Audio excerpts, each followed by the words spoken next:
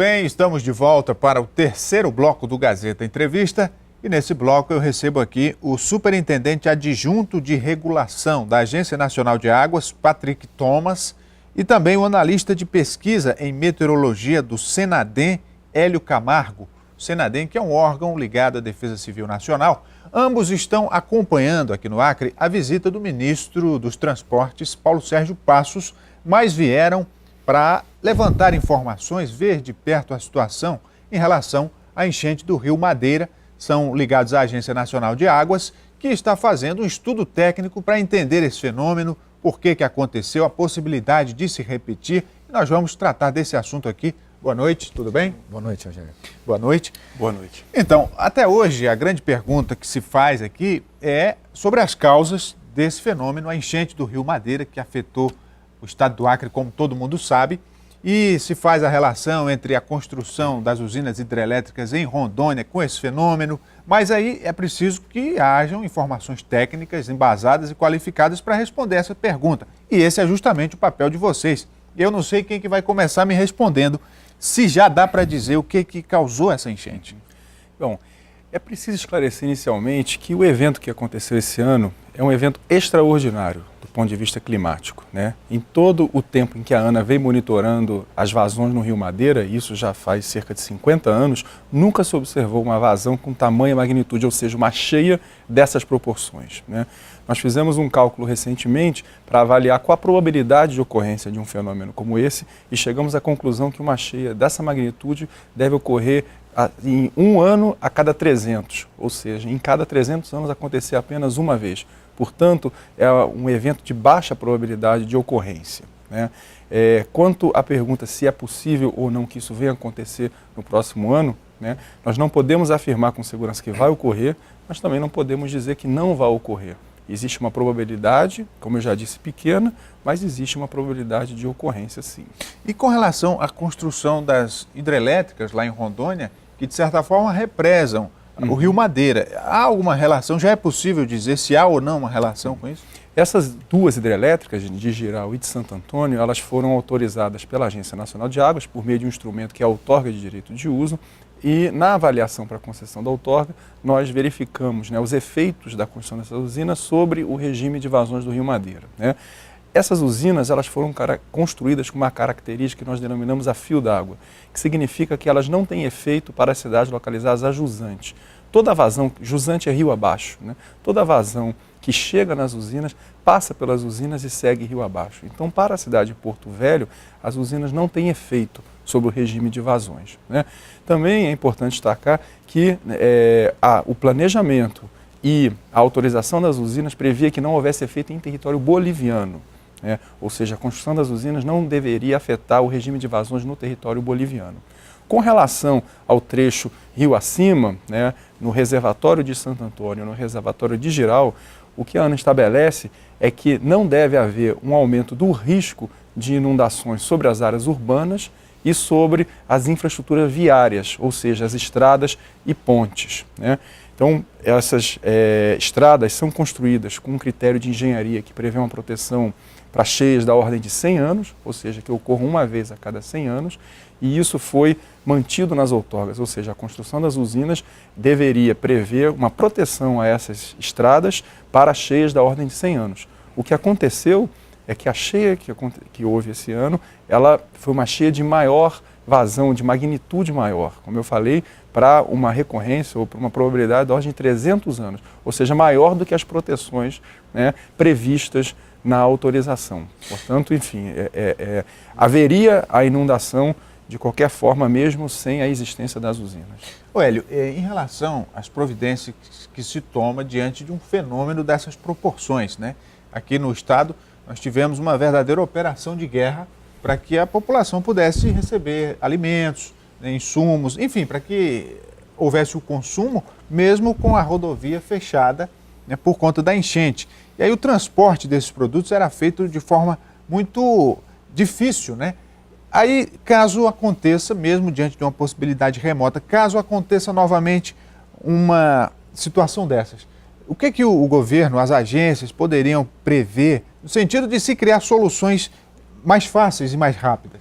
Na verdade, é muito difícil a gente fazer uma previsão de um fenômeno desse tipo. A gente está aqui numa região do país, o sul da Amazônia, o Brasil Central como um todo, é uma região muito difícil de se fazer previsão a longo prazo. Então, isso não é uma coisa brasileira, existe um limite científico para fazer essa previsão a longo prazo, e esse limite científico mostra que essa região toda do Brasil Central tem baixa previsibilidade a longo prazo. Então, esse fenômeno não foi previsto e, cientificamente, não tem base para você fazer uma boa previsão para essa região do Brasil Central.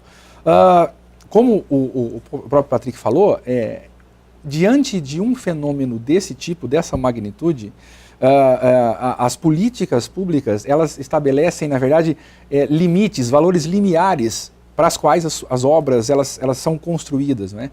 E como ele mesmo comentou, é difícil, mesmo que houvesse alguma proteção, que não houvesse inundação devido à magnitude dessa última enchente. Olha, você concorda que esse fenômeno está dentro de um contexto maior, que é a própria mudança climática, que não é só no Brasil, é no mundo inteiro, e que isso ainda dificulta mais a situação? É verdade.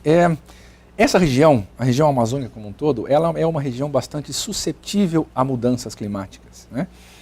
A gente pode dizer que, por exemplo, a gente teve uma seca em 2005, seca em 2010, enchente em 2009 e teve agora essa enchente em 2014.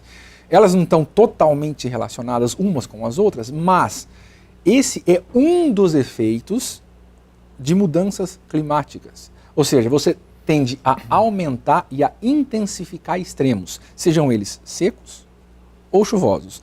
A gente não pode afirmar categoricamente esse fato que aconteceu é fruto de mudança climática, porém, a gente sabe que nos cenários de mudanças climáticas, a gente sabe que a tendência de ter extremos mais frequentes é plausível.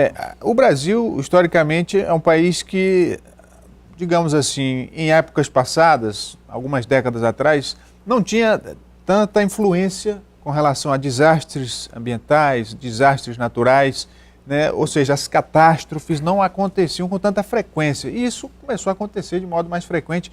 E o Brasil hoje está preparado para enfrentar esses fenômenos? Na verdade, essa é uma das missões primordiais do CEMADEM, né? O CEMADEM, a ideia do CEMADEM é justamente alertar municípios que são monitorados caso haja a possibilidade de eventos extremos para reduzir o número de mortes. Então, o Brasil, eu acho que em termos mundiais, o Brasil é pioneiro, pelo menos na América do Sul, e a ideia é, se o Brasil ainda não está preparado, está começando a se preparar para evitar que no futuro isso aconteça de maneira mais frequente. Agora eu volto a falar com o Patrick. A gente tem observado essa situação lá em São Paulo, de seca, de desabastecimento de água, e alguns estudiosos fazem uma relação dessa seca em São Paulo com a própria Amazônia, por conta da água que a Amazônia joga na atmosfera, e essas massas se deslocam lá para o sudeste do país. Enfim, como é que você vê essa questão, se realmente, na sua opinião, tem essa relação com a Amazônia? Sim. O que a gente observou esse ano é que houve uma chuva acima da média na região da cabeceira do Rio Madeira, né, no Peru e na Bolívia, nos rios Madre de Dios e Beni, e houve uma chuva abaixo da média na região de São Paulo, ali divisa com Minas Gerais, próximo às cabeceiras do Rio Piracicaba, o sistema Cantareira, que está sendo muito noticiado ultimamente, e esses eventos estão relacionados. Então, a chuva que caiu a mais na região do Madeira deveria ter se deslocado para a região de São Paulo e Minas Gerais, né? Como não houve esse deslocamento devido a um bloqueio, então nós tivemos chuva a mais na bacia do Rio Madeira e chuva a menos na bacia do Piracicaba, em São Paulo e Minas Gerais, e outras regiões próximas ali, né? A cabeceira do Rio São Francisco, do Paraíba do Sul e outras regiões que estão enfrentando uma estiagem pior do que a média. Então a gente tem, como o Hélio falou, eventos extremos, né? A maior cheia da história na bacia do Rio Madeira e a maior estiagem da história no sistema Cantareira. Agora, à medida que o país cresce, a população aumenta e a demanda por água na mesma proporção. Como é que o governo está trabalhando a política de gerenciamento dos recursos hídricos a longo prazo? Sim. A ANA editou recentemente um estudo, que é o Atlas de Abastecimento, né, das cidades, que faz uma avaliação de qual a situação de cada cidade, cada sede urbana do país com relação ao abastecimento no futuro. Então faz uma projeção de crescimento das populações e avalia se os mananciais, se os sistemas de abastecimento e os mananciais existentes vão ser suficientes para atender esse crescimento. E nos casos onde não vai ser possível atender o crescimento, já foram indicadas soluções para compatibilizar o crescimento da demanda com o limite da oferta. Porque, por exemplo, a região amazônica é uma região que tem muita água doce, os rios amazônicos todos de água doce. No entanto, é uma região que não é tão densamente povoada. Então, de certo modo, sobra água aqui. Daria para aproveitar isso em outras regiões ou fazer algumas intervenções na política de gerenciamento da água para beneficiar outras regiões?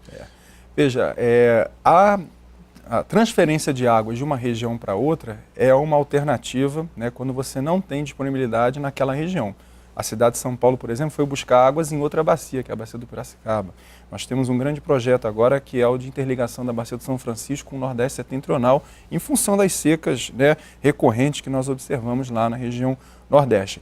Então, é uma alternativa, mas é preciso avaliar o custo, né, porque à medida que a distância aumenta, esse custo aumenta muito, né? Transportar água é caro, né? Então, dependendo da distância de transporte, não é viável. Então, uma retirada de água da região amazônica, por exemplo, para atender a outras regiões do país, pode ser limitada pelas distâncias a serem percorridas. Porque aí entra um outro item. Por exemplo, a influência do homem sobre o clima de modo a, digamos, provocar chuva. Já existem estudos e até algumas práticas nesse sentido. Como é que você enxerga isso? É benéfico ou não? Olha, qualquer ação, né, do homem que vise aumentar a disponibilidade de água, a oferta de água, ela é bem-vinda, né? Mas nós costumamos trabalhar com alternativas que tenham uma previsibilidade maior de sucesso, né? E aí eu cito entre elas a construção de reservatórios, né? Ou seja, nós precisamos construir mais reservatórios para aumentar a nossa capacidade de armazenamento de água. Qual é a função básica de um reservatório? Ele guarda a água no período das cheias, onde a água está sobrando, e depois ele libera essa água no período de estiagem, quando falta água. Então, são alternativas muito viáveis de combate ao problema, né, da estiagem e da falta de água. Agora, Hélio, a gente percebe, por exemplo, essa enchente do Rio Madeira, a seca em São Paulo, outros fenômenos naturais e a possibilidade de a população ter que se acostumar com essa dinâmica do clima, com soluções que são construídas diante do problema que aparece. Você concorda com isso, que daqui para frente o Brasil vai ter que encarar isso com mais atenção? Infelizmente, esse tipo de problema causa a necessidade da população, do país, do governo, em procurar alternativas. Então, da mesma forma que a região sudeste nunca conviveu com uma seca dessa magnitude, a Bolívia e o Peru nunca conviveram com uma enchente dessa magnitude, isso serve como um alerta. Nós, na região sudeste, nós não estamos acostumados a essa situação. Então, eu acredito que no Nordeste, por exemplo, que já existem políticas públicas, bolsa, estiagem e etc. Programa de construção. Exato.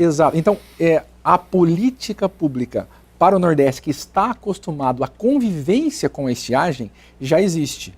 Então, talvez isso sirva de alerta para que nós comecemos a pensar, cientistas, políticos, Brasil como um todo, em alternativas, como o próprio Patrick citou, para armazenar água que aparentemente está sendo chamada a atenção que a gente precisa fazer isso agora devido a essa estiagem intensa que nós temos na região sudeste. Para a gente fechar, trazendo novamente para a nossa região, em relação à enchente do Rio Madeira, o que a Agência Nacional de Águas tem de concreto em termos de entender o problema, evitar que ele se repita ou, em caso de ser impossível de se evitar, conviver com ele da melhor maneira possível? Como é que está esse nível de informação de vocês? Isso, como eu disse, foi um evento extraordinário, né, que nunca aconteceu em toda a história de medição de vazões que nós temos. É um evento com uma probabilidade de ocorrência baixa, né? Mas é muito difícil, nesse momento, fazer qualquer previsão sobre o que pode acontecer no ano que vem. Então, a melhor alternativa é monitorar e acompanhar a evolução, né, da estação de chuvas do próximo ano e tentar se antecipar o máximo possível, né, caso venha a ocorrer uma nova cheia, adotando aí as medidas necessárias para conviver com essa cheia. Ou seja, os primeiros sinais de que vai acontecer uma cheia ou daquela ou parecida, é preciso se adotar, por exemplo, uma logística Sim. de se reforçar estoques de alimentos. Se for o caso, sim, necessário. E outras medidas, né, de minimização dos efeitos dessa cheia que pode vir a acontecer. Do ponto de vista do CEMADEM, Hélio, qual seria a orientação no sentido de informar a população sobre essa realidade, sobre a possibilidade de fenômenos como esse voltarem a acontecer? Acompanhar a boletins de previsão de tempo. A gente consegue fazer uma boa previsão de tempo com 7 dias de antecedência, para alguns casos com 15 dias de antecedência.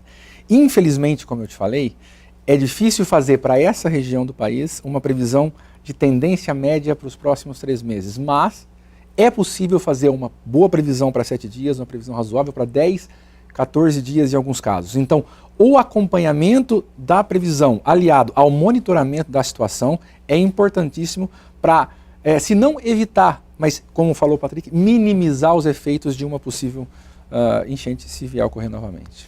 Muito bem, conversei aqui com o Patrick Thomas, superintendente adjunto de regulação da Agência Nacional de Águas, e o Hélio Camargo, que é analista de pesquisa em meteorologia do CEMADEM, que é um órgão ligado à Defesa Civil Nacional, ambos visitando aqui o Acre, acompanhando o ministro dos Transportes, Paulo Sérgio Passos, e conversando conosco sobre esses assuntos que interessam demais a nossa região.